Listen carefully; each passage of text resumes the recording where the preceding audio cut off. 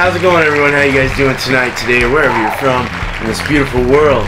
Alright, well, wrapping up the brown ale. I talked about them all week, and I did a review on one, did a recipe up on Wednesday, and yeah, so little information here about the brown ale again, just to kind of enlighten everyone. Oh snaps! Knowledge is about to get dropped! The brown ale is a dark amber or brown color, as we've seen.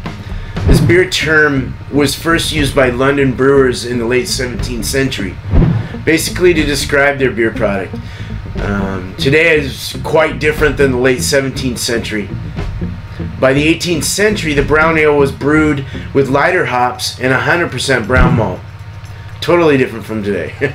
Today, brown ales are in several different regions: England, Belgium, and America.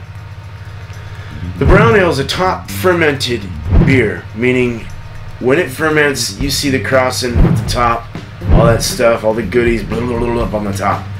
Has a darker color than a pale ale. It doesn't share much in common with the pale ale regarding the flavor profile. The brown ale includes a few different types. That would be low alcohol, medium strength or moderate bitterness, and then malty but hoppy. So, little history of the brown ale real quick here. I don't know if you guys are history buffs or not. As fast as I can go. So, the brown ale is very interesting. In the 18th century, British brown ale had a variety of different ABV, or alcohol by volume strengths. In or around 1800, brewers stopped making this British type of brown beer because they stopped using brown malt as the base malt. They started to use pale malt. It was considered instead because it was cheaper and it had a higher yield. Pale malt has become the base malt of today's brews, as well as the porter and the stout, the dark malts. It's used in pretty much every beer out there. So, the brown ale was turned back in the 19th century when London brewer Mann introduced a certain type of brown ale named the Mann, or the Mann Brown, M-A-N-N. This, not man. This style was widely used in the 1920s. They were way stronger.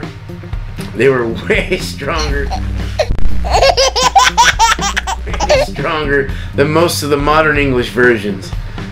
In 1926, the Mann's Brown Ale had a gravity of 1.043 and an ABV of around 4%. Whitbread Double Brown was even stronger than this one, with an OG of 1.054 and an ABV of 5%. These beers got popular, and through this popularity there was a major increase in demand for bottled beer in the UK. Kind of interesting. In the 1930s, Whitbread created a second, weaker and cheaper brown ale, which was basically a sweetened version of a dark mild, with an OG of 1.037. After World War II, the stronger brown ales weren't produced anymore. Oh no! Some of the breweries in northeast England continued brewing it during this time. Most of the browns produced were at a range of 1.030 to 1.035, or about 3% ABV, like Mann's Brown Ale today. North American brown ales are traced back to certain North England beers, and there was an English influence of American colonial ales. Some characteristics of the brown ale. Oh, goody! Brown ale, the color range would be deep amber to brown, and the flavors you'd get out of them would be caramels and chocolates as their main flavors. Northeast England browns also tend to be stronger and malty, often nutty. South England brown ales are usually darker, sweeter, and have a lower ABV. North American brown ales are usually drier than the English versions, with light citrus accents and aromas, bitterness, and medium body, because they're brewed with American hop varieties. So we have the American brown ale. The characteristics of these come from the Northern English brown. SRM, or the color range of this, is 15 to 26 SRMs. The IBU range would be 25 to 45 IBUs. And the alcohol by volume, or ABV, range would be 4.2 to 6.3%. The English style brown ale, the Northern English type brown, SRM is 12 to 17. The IBU range is 15 to 25 IBUs. The ABV range is 4 to 5.5%. Now the English style mild, the Southern English brown, the Man Brown, SRM range is 17 to 34, a little darker than the Northern English one, Northeast English. The IBU range is 10 to 24 IBUs, and the ABV range is 3.2 to 4%. Alright, just a little information to kind of wrap up the week. So this week, we're going to focus on the Stout. That's right, we're going to focus on the Stout, guys, gals, everyone. So a little information about the Stout. I feel I was denied critical, need to know information. There are several different substyles of the Stout. To name a few, we have the American Stout. This stout beer is about as dark as an American beer can be and has a very noticeable appearance, aroma, and flavor. As one of the thicker, darker American beers on the craft beer scene, the American Stout beer is perfect for the colder seasons. American Imperial Stout, strongest in alcohol and body of the stouts. Number 3, we have the English style Oatmeal Stout. The addition of oatmeal adds a smooth, rich body to the oatmeal stout. This beer style is dark brown to black in color. Roasted malt character is caramel-like and chocolate-like and should be smooth and not bitter. Number 4, the English style Sweet Stout, or the Milk Stout, also referred to as a cream stout or milk stout, is black in color. Malt sweetness, chocolate and caramel should be dominant and the flavor profile and contribute to the aroma. And number 5, this is number 5. I'm sure there's other ones out there, but these are the 5 that I found, is the Irish style Dry Stout. Black beer with a dry roasted character thanks to the use of roasted barley. The emphasis on coffee-like roasted barley and a moderate degree of roasted malt aromas define much of the character. Alright. So between all these types of stouts, the ABV ranges from 3% to 12% and then some. Alright, so let's go taste the stout. What beer do I want to try next? Beer time with the beer man.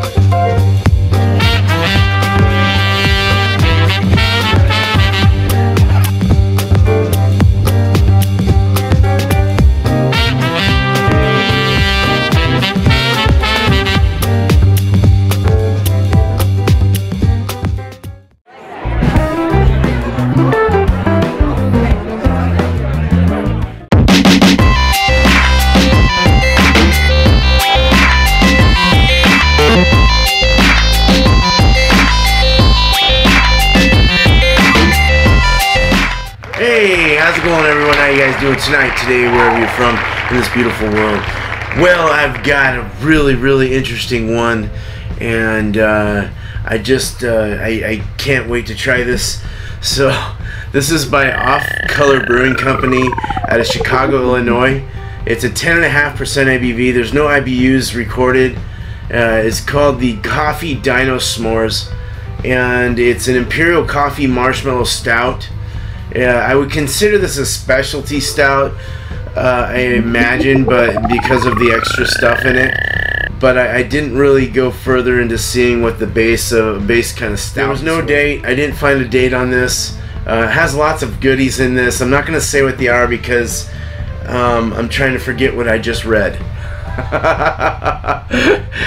There's just so many things in it. So let's go ahead and open this up.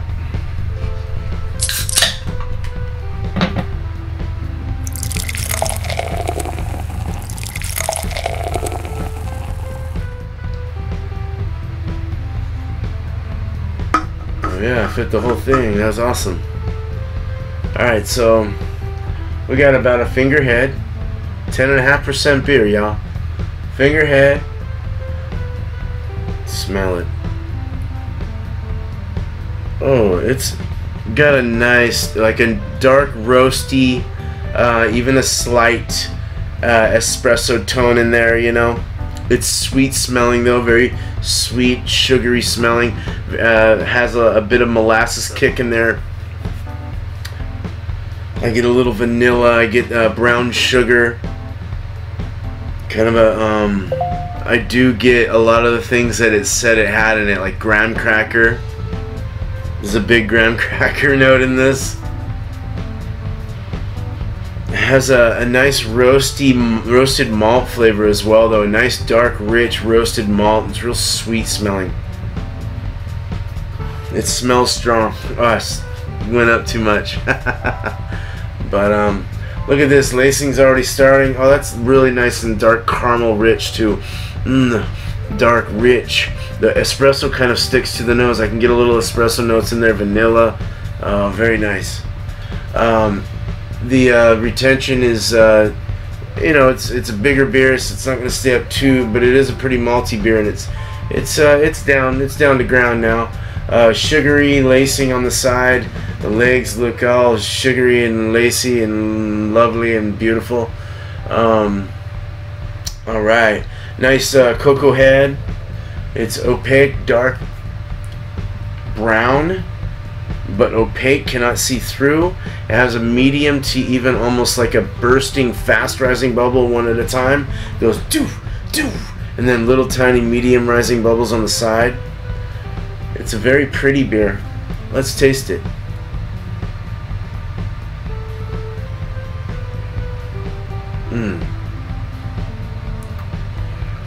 Oh, smooth, creamy mouthfeel. It tastes like a s'more.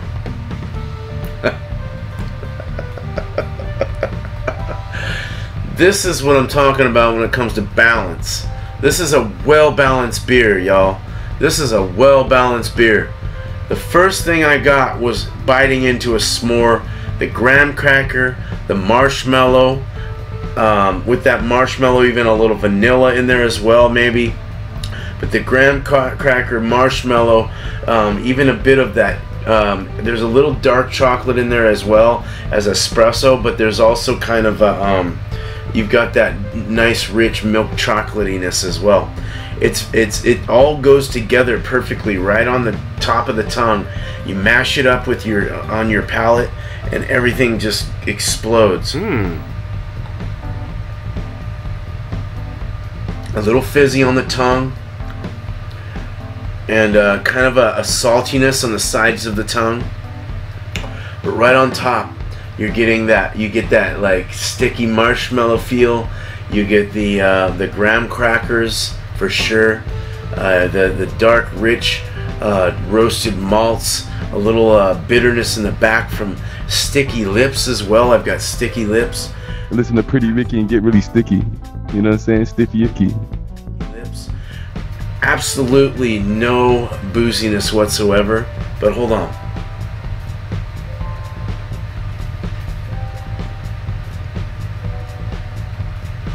Even if I swish it in my mouth, all that happens is it bubbles up and fizzes up, and it actually tastes like a marshmallow and graham crackers and chocolate in my mouth. It's amazing.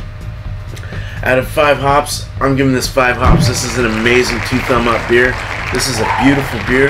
The way they articulated this beer, the way they put that recipe together and brewed it and did the things they did was perfect and spot on. Like, oh my God, on point. Like, seriously, like, amazing. They did a great job. This company's awesome, and they are on my good list. I'm gonna have to find some more of this. Oh yeah. Wow, baby. Alright, just nailed it, man. That was beautiful. Okay, so thank you so much for watching. I appreciate it. You guys have a good night, day, wherever you're from in this world. And please come. I'm getting a little booziness now. It's starting to ring through. Yeah, it's kind of later. It's a dry finish too. I forgot to say that. A rich, a robust body. A very like a full to robust body. And in a nice, I already said the mouth feels smooth and creamy, but a dry finish is real perfect dryness. So anyway, all right. If you haven't already, please comment and let me know what you think about this beer. And if there's a beer out there that you want me to try, let me know and I'll try and find it for you and we'll get it up. So right on, sweet. And if you haven't already, please hit the subscribe button, make that button red to gray, and please hit the bell. You'll be informed when I have new shows up automatically. And on your way out, please hit that like button and share it out if you can, if you may. Cheers, y'all. You have a good night, day, wherever you're from in this world, yo. See ya.